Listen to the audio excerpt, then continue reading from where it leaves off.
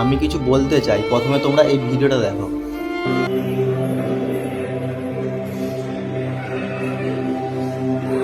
মানুষ যে এত নিচে নামতে পারে এই দিদিকে না দেখলে বুঝতে পারতাম। সরি, দিদি কেন বলছি, আমার দিদি হলে কোনোদিনও এই কাজটা করতো না।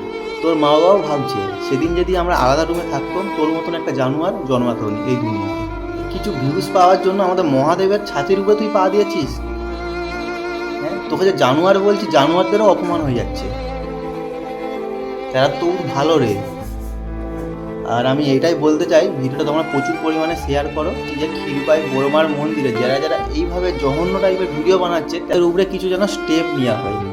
এইভাবে ভিডিও বানাচ্ছে, ছি, মানে এতটাই খারাপ লাগলো দেখে ভিডিওটা যে আমি ভিডিও না বানিয়ে থাকতে পারলাম না। ভিডিওটা তোমরা প্রচুর পরিমাণে শেয়ার করো যাতে এই মহিলাটা যেন শাস্তি পায়।